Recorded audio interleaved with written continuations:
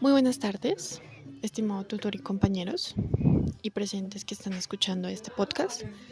Mi nombre es Fernanda Álvarez y en este podcast quiero compartir una reflexión amplia sobre varios temas que se conectan entre sí y que sinceramente me parecieron súper interesantes, como lo que es la ortodoxia, la heterodoxia, la bioeconomía, los aportes de Elinor Ostrom y la economía solidaria en el contexto colombiano. Mi intención no es repetir definiciones, sino al contrario, contar cómo entendí estas ideas y cómo las relaciono con problemas reales como la sostenibilidad, el manejo de recursos comunes y el desarrollo rural. Así que comencemos. Con el primer punto de este tema, que es ortodoxia y heterodoxia. Cuando uno empieza a leer sobre doctrinas económicas, lo primero que aparece es esa división entre ortodoxia y heterodoxia. La ortodoxia es lo tradicional, lo que denomina los libros de texto, lo que se enseña en la mayoría de programas y lo que se supone que en los mercados funcionan solos, que las personas son racionales y que el crecimiento siempre va a ser bueno. Pero cuando uno compara con lo que ve en la realidad, desigualdad, pobreza, crisis ambiental, recursos agotándose, uno sí se va a preguntar si esa visión es suficiente para toda esta realidad. Y ahí es donde entra la heterodoxia. Voy a citar, y es que según Carranza 2020, la heterodoxia no solo contradice la ortodoxia por contradecirla, porque sí, no. Es más bien un intento de construir conocimiento económico desde los enfoques, cuestionando lo que damos de por hecho. Y bueno, eso lo entendí de esa manera. La ortodoxia responde al cómo funcionan los mercados y la heterodoxia al cómo viven las personas. Siempre grabes en eso. La heterodoxia abre la puerta a ver la economía como algo conectado con la política, la cultura, el territorio y el ambiente. Y eso hace que uno mire el mundo con otra perspectiva, con otra visión. El segundo punto de esta charla está la bioeconomía y Georges Cureguin, una economía que reconoce la naturaleza. La bioeconomía es un concepto que me llamó bastante la atención porque rompe con el modelo tradicional que nunca habla de límites ambientales.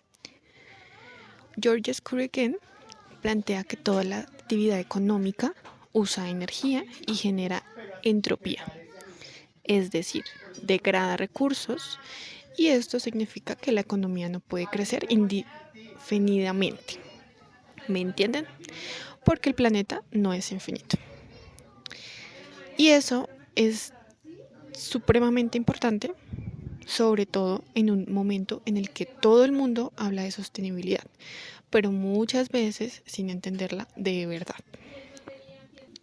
Y desde mi punto, la bioeconomía nos baja a la realidad y nos recuerda que no podemos seguir actuando como si los recursos fueran eternos, como si duraran toda la vida. La ortodoxia asume crecimiento infinito. La bioeconomía dice que el planeta tiene límites. Eso hay que tenerlo muy en cuenta. Y creo que ese es el tipo de pensamiento que nos ayuda a enfrentar los desafíos actuales, especialmente en temas ambientales, que es como ahorita lo más primordial en la realidad. Ahora vamos a hablar de Elinor Ostrom y la gobernanza de los bienes comunes. Bueno, quiero conectar esto con Elinor Ostrom, que también rompe con ideas económicas tradicionales. Ostrom estudió las comunidades que organizan y cuidan sus propios recursos, bosques, ríos, zonas de pesca, pastos, todo esto hasta ahí. Y lo más sorprendente de esto es que descubrió que las comunidades pueden gestionar sus recursos mejor que el Estado o el mercado, si se dan ciertas condiciones, claramente. Ella identificó principios como reglas claras construidas por la misma comunidad participación real de los usuarios, monitoreo local, sanciones promocionales, mecanismos para resolver conflictos y reconocimiento de las autoridades externas. Lo bonito de su enfoque de esto es que no ve a la comunidad como un grupo desordenado, sino como gente capaz de tomar decisiones colectivas, en grupo. Y esto, aunque pues parezca un poco simple, rompe con muchas ideas de la ortodoxia que piensa que todo lo público se daña o que lo común lleva al desastre. Y Ostrom muestra que esto no es verdad. Cuando hay organización y reglas claras, la comunidad puede cuidar incluso mejor sus recursos. Pueden hacer un excelente trabajo. Nuestro cuarto punto es la economía solidaria y asociatividad en Colombia. Bueno, aquí es donde se conecta con Colombia, la parte que llegó para conectarse con Colombia.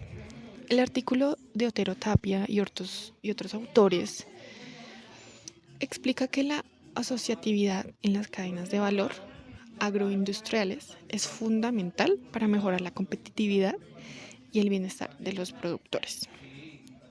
Y esto tiene mucho que ver con Ostrom, porque la asociatividad también es una forma de gobernanza colectiva. En el campo colombiano, donde hay tanta desigualdad, porque es muy evidente, y tantos productores que trabajan solos, asociarse puede marcar una diferencia significativamente, va a ser muy enorme, se va a marcar esta diferencia. Por ejemplo, negociar mejores precios, acceder a mercados mucho más grandes, mejorar la producción, compartir más conocimientos y tener poder frente a intermediarios, tener la voz. La economía solidaria es parte de la idea de la que la cooperación también es una forma de producir. Y en un país como el nuestro, como este, donde los pequeños productores son la mayoría, este enfoque es muy valioso y es muy válido.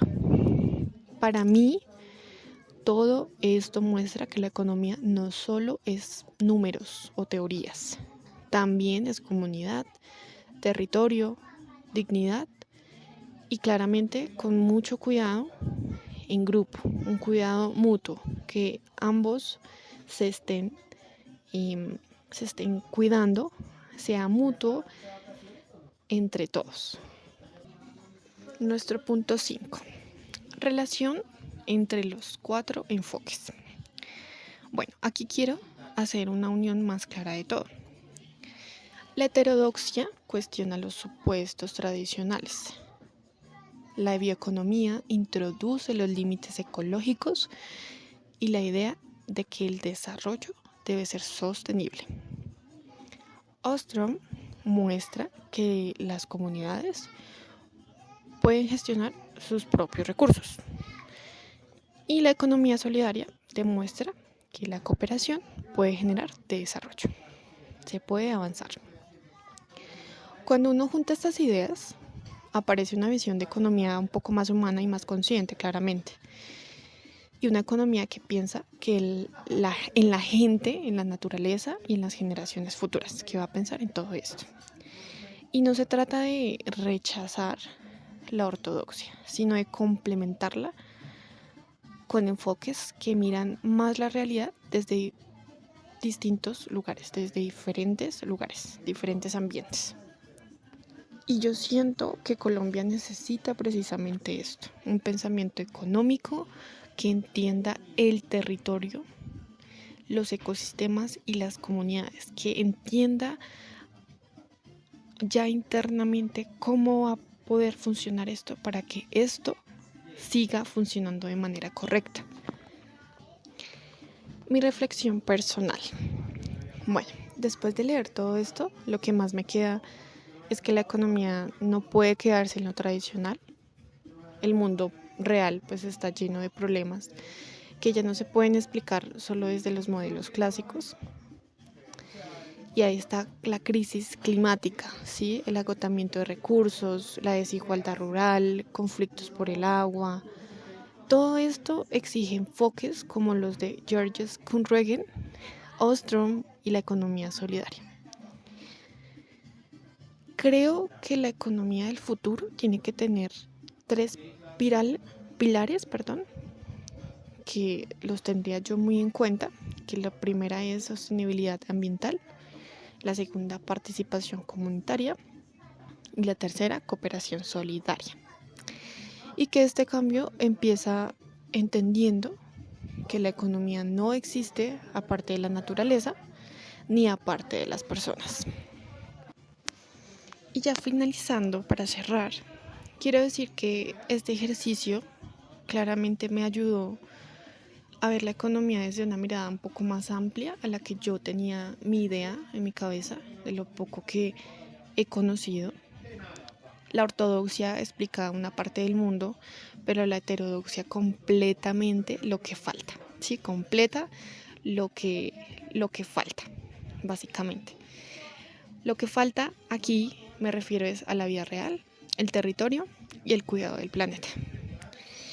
Y creo que si combinamos estos enfoques, podemos pensar en un desarrollo más justo, más humano y más sostenible. Muchas gracias por escuchar y espero que haya sido de su agrado poder haber escuchado esta conversación. Muchas gracias.